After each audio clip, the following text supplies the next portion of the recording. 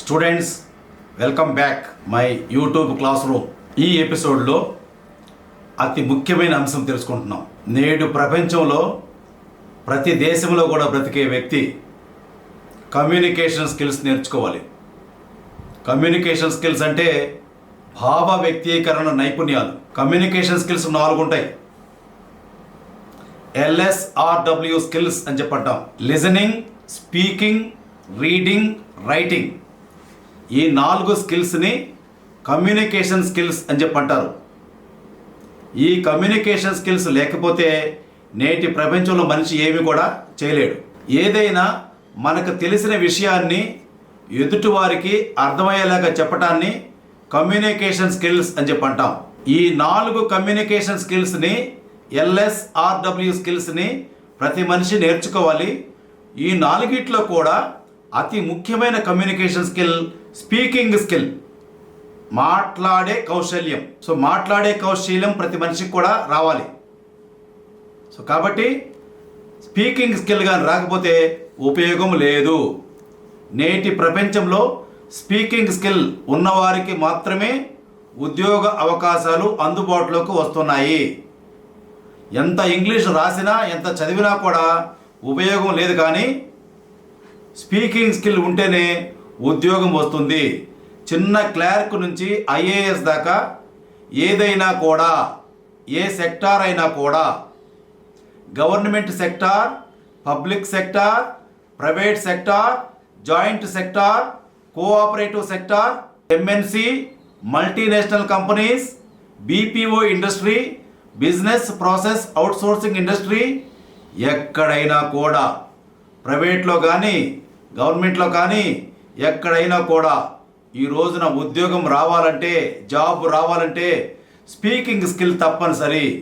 ఇంగ్లీష్లో ఎవరికైతే speaking skill వస్తుందో వాళ్ళు తప్పక జాబ్ పొందుతారు, ఉద్యోగం పొందుతారు, మంచి సాలరీ కూడా ఉంటుంది. కాబట్టి గుర్తుంచుకోండి. అయితే ఇంగ్లీష్ మాట్లాడేటప్పుడు మాతృభాష ప్రభావం ఇంగ్లీష్ మీద పడకూడదు. ఇది బాగా గుర్తుంచుకోవాలి. ఇంగ్లీష్ ఉచ్చారణే, తెలుగు ఉచ్చారణే. కాబట్టి తెలుగుని ఇంగ్లీష్ లాగా, ఇంగ్లీష్ని తెలుగులాగా మాట్లాడరాదు. ఇంగ్లీష్ని తెలుగులాగా మాట్లాడితే అది ఇంగ్లీష్ కాదు, టింగ్లీష్ అవుద్ది. Telugu plus English is equal to టింగ్లీష్.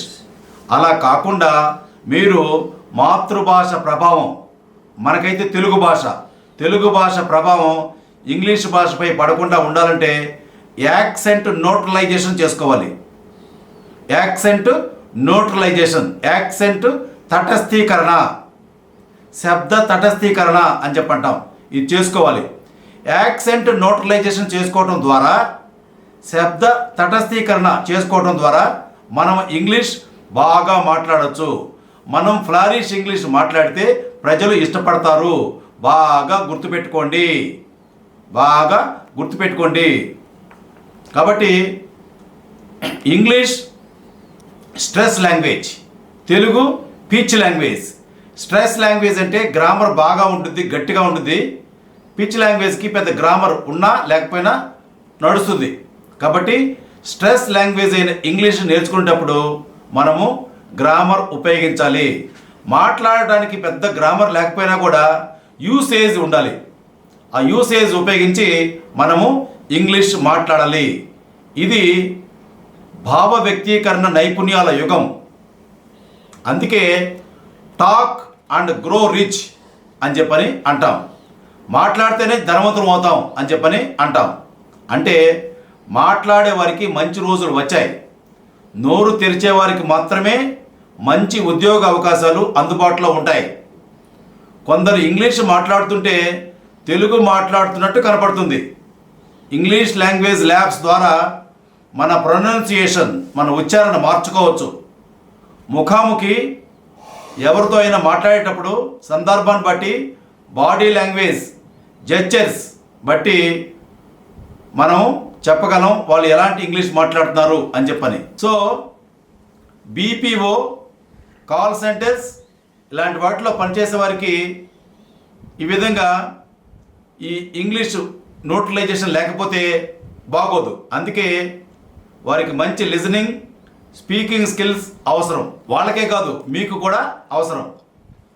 కంప్యూటర్లు రాకముందు భాషా ప్రయోగశాలల్లో అంటే లాంగ్వేజ్ ల్యాబొరేటరీస్లో ఆడియో క్యాసెట్స్ తదితర ఎక్విప్మెంట్ వాడేవారు.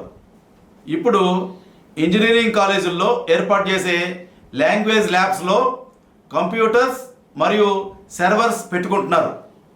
అయితే వీటిల్లో కూడా ఆడియో మాత్రమే ఎక్కువగా ఉపయోగిస్తున్నారు. ఆడియో, వీడియో రెండూ ఉంటే విద్యార్థులకు బాగా ఉపయోగం. ఇప్పుడు డిజిటల్ ల్యాబ్స్ కూడా అందుబాటులోకి వచ్చాయి.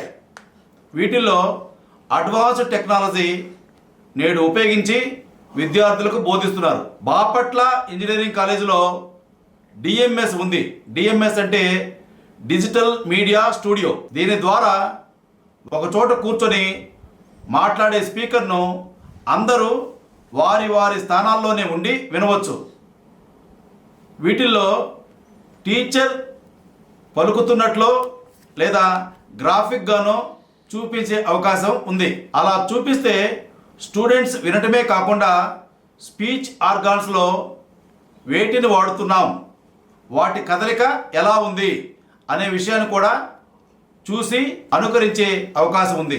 అదే ఈ డిజిటల్ మీడియా ల్యాబ్స్ ప్రత్యేకత. స్ట్రెస్ను, ఇంటనేషన్ను గ్రాఫిక్గా చూపిస్తే మరింత ఉపయోగకరం.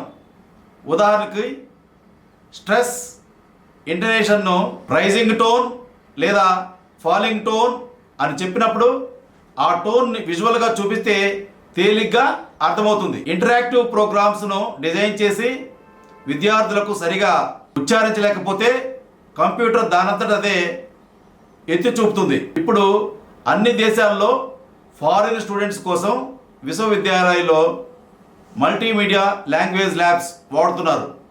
వీటిల్లో మరిన్ని సదుపాయాలు ఉంటాయి. అమెరికాలోని బోస్టన్ యూనివర్సిటీలో ఇలాంటి అత్యాధునిక భాషా ప్రయోగశాల ఉంది. అన్ని స్పోకెన్ ఇంగ్లీష్ ఇన్స్టిట్యూట్స్లో భాషా ప్రయోగశాలలు అంటే లాంగ్వేజ్ ల్యాబొరేటరీస్ ఏర్పాటు చేస్తే విద్యార్థులకు ఎంతో ప్రయోజనం అని నేను నమ్ముతున్నాను. ఈ విధంగా కమ్యూనికేషన్ స్కిల్స్ నేర్చుకుంటే, ఇప్పుడు నేను కమ్యూనికేషన్స్ యొక్క ప్రాశస్యం, వాటి గొప్పతనం ఏది చెప్పే కానీ అసలు కమ్యూనికేషన్ స్కిల్స్ ఎలా ఉపయోగించాలి అని చెప్పలేదు. సో అది మరొక వీడియోలో మరొక ఎపిసోడ్లో తెలుసుకుందాం. కమ్యూనికేషన్ స్కిల్స్ గురించి మీకు ఉపోద్ఘాతం ఇవ్వడం జరిగింది. కమ్యూనికేషన్ స్కిల్స్ కి ఈ రోజున అంత ప్రాధాన్యత ఉంది. 18వ శతాబ్దం నవలా రచయితకి అంకితం చేశారు. 19వ శతాబ్దం పత్రికా రచయితకి, జర్నలిస్ట్ కి అంకితం చేశారు. 20వ శతాబ్దం టీచర్ కు అంకితం చేశారు. 21వ శతాబ్దం, ఈ శతాబ్దం కమ్యూనికేటర్ కు అంకితం చేశారు. One who best communicates is the best communicator. So ప్రతి ఒక్కళ్ళు కూడా కమ్యూనికేటర్స్ అయితేనే ఏ రంగంలో అయినా కూడా మీరు విజయం సాధించగలరు. మరొక ఎపిసోడ్లో మళ్ళీ కలుసుకుందాం. Hariprasad signing off.